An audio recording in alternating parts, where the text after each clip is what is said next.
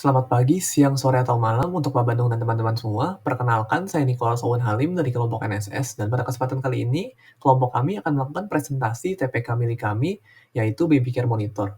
Baby Care Monitor ini merupakan sebuah web application yang memanfaatkan pemrosesan multimedia pada layanan cloud dengan menggunakan algoritma machine learning untuk memberikan notifikasi kepada orang tua ketika bayinya sedang menangis. Ada beberapa faktor yang melatar belakangi kelompok kami ingin mengembangkan inovasi baby care monitor ini. Yang pertama adalah tingginya nilai angka kelahiran di Indonesia yang sudah mencapai nilai 1,99. Nilai ini berarti bahwa rata-rata seorang perempuan di Indonesia akan melahirkan 2 orang anak. Walaupun demikian, tuntutan ekonomi yang semakin tinggi terkadang membuat orang tua terlalu sibuk dan tidak memiliki waktu untuk memperhatikan anaknya. Yang kedua adalah postpartum depression. Postpartum depression ini merupakan sebuah kondisi yang umum terjadi pada ibu yang baru saja melahirkan, di mana ibu tersebut merasa tidak memiliki koneksi dengan anak yang baru saja melahirkan. Kondisi ini mirip dengan baby blues, akan tetapi postpartum depression ini berlangsung jauh lebih lama dibandingkan dengan baby blues. Dan bahayanya, postpartum depression ini dapat menyebabkan seorang ibu tidak memperhatikan anaknya. Yang ketiga adalah, menurut penelitian yang dilakukan oleh European Child and Adolescent Psychiatry, bayi yang menangis terlalu lama akan mengalami efek pada usia 5-6 tahun. Bayi yang cenderung menangis terus-menerus lebih rentan memiliki masalah perilaku, hiperaktif, masalah emosional, dan juga penurunan perilaku sosial dengan teman-teman sebayanya. Terakhir, menurut dokter spesialis anak dari Ikatan Dokter Anak Indonesia, Dr. Mira Irmawanti, mengatakan bahwa orang tua yang terlalu sering menelantarkan anaknya dapat mengakibatkan stunting. Stunting itu merupakan kondisi yang sedang meningkat di Indonesia.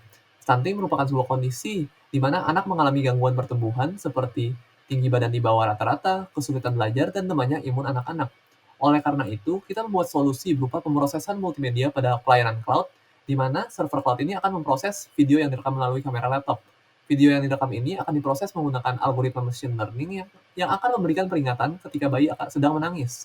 Peringatan ini akan dikirim ke orang tua melalui web application yang dapat diakses melalui HP dan juga laptopnya. Berdasarkan latar belakang tersebut, muncul dua buah pertanyaan, yaitu bagaimana solusi baby monitoring berbasis multimedia ini dapat membantu orang tua memantau bayinya saat mereka sedang jauh. Dan yang kedua, bagaimana cara baby monitoring dapat diimplementasikan secara efisien dan efektif, dan bagaimana sistem tersebut dapat digunakan oleh seluruh orang tua di berbagai wilayah di Indonesia. Tujuan dari tugas proyek kelompok kami yang pertama adalah kami ingin mengembangkan solusi sistem berbasis multimedia baby monitoring. Seperti yang telah dijelaskan sebelumnya oleh Owen, bahwa terdapat beberapa rumusan masalah dan juga latar belakang yang telah dijelaskan.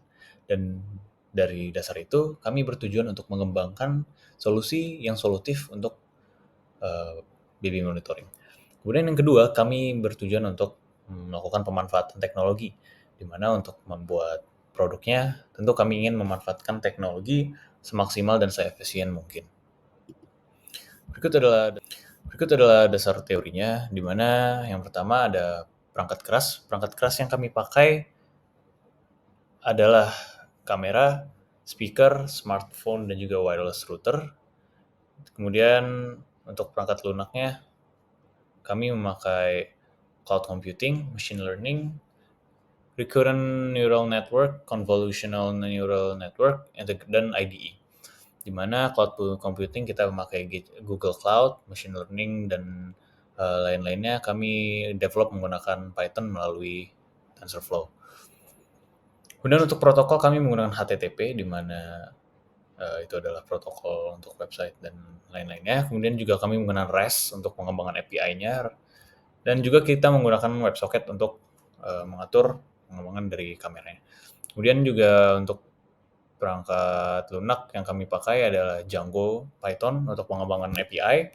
Kemudian React untuk front end-nya kami mendesain user UI UX dari website kami menggunakan Django, di mana Django sendiri menggunakan React, di mana React sendiri efisien dan mutakhir untuk teknologi zaman sekarang.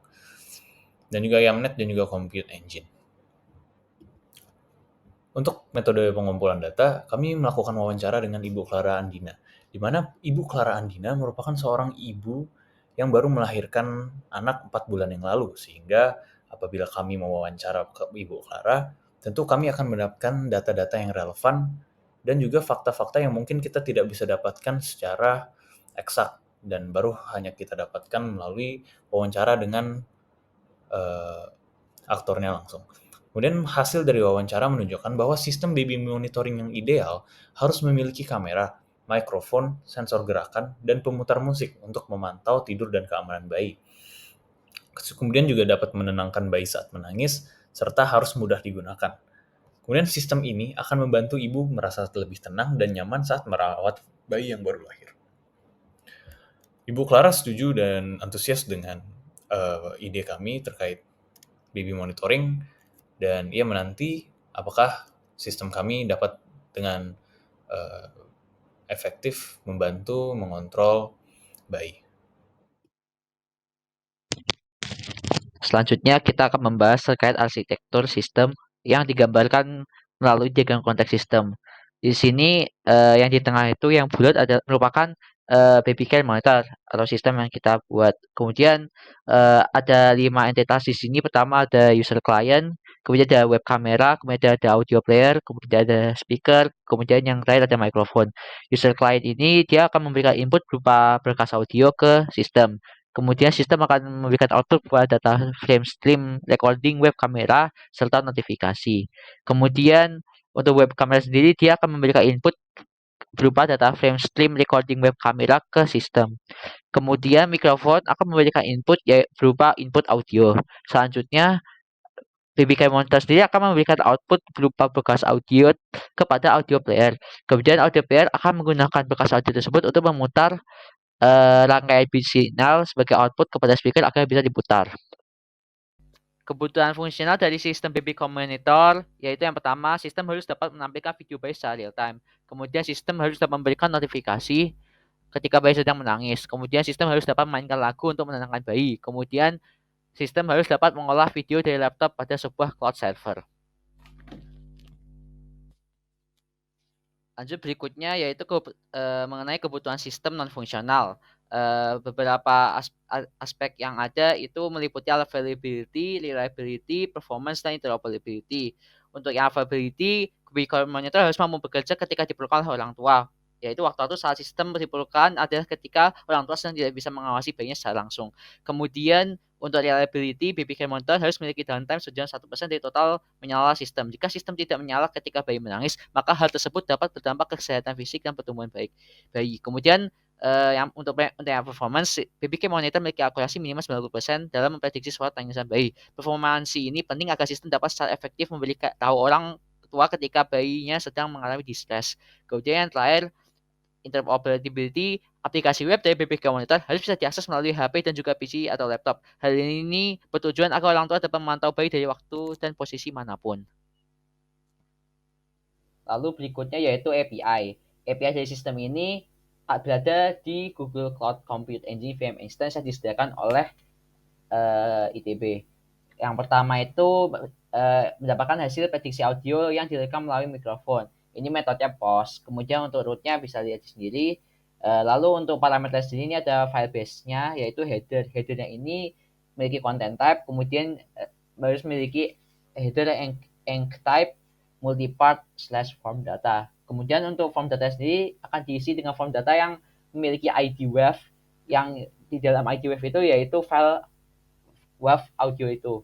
Kemudian untuk base 64 content type-nya sebagai header itu isinya bisa application /JSON karena kita akan memakai body JSON. Lalu untuk body sendiri berupa JSON yang memiliki key B64 yang diisi oleh string base 64 dari file audionya. Lalu untuk responnya yaitu data hasil prediksi audio, variable yes atau no. Lalu ada lagu yang disetel, durasinya, lagu audio yang dikirimkan. Kemudian yang berikutnya yaitu mengirim dan menerima data frame video dalam format encoding JPEG. Itu metodenya get. Lalu rutenya ini WebSocket. Kemudian headernya ini content type. Lalu ada body, ini video, bodinya ini string. Ini isinya data frame-nya ya. Lalu ini responnya yaitu data satu frame dari video yang diencode ke dalam base 464 string. Lalu API berikutnya yaitu mengganti lagu penenang yang akan disetel.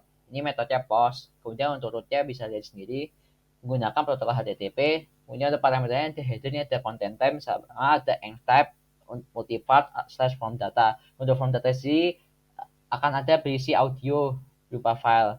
Kemudian lanjut untuk responnya sendiri, yaitu pesan status pergantian lagu, dapat berupa pesan sukses atau pesan error. Kemudian berikutnya yaitu mendapat lagu penenang yang akan setel. Ini metode get. Terus untuk rootnya ini, lalu kemudian parameternya seperti ini, headers, content time, ini gak ada bodinya kosong aja. Kemudian untuk responnya ini yaitu berupa file audio lagu penenang yang akan digunakan. Untuk antarmuka web application Babycare Monitor ini, dipilih warna hijau sebagai warna utamanya, karena warna hijau ini mengartikan pertumbuhan, keamanan, dan ketenangan.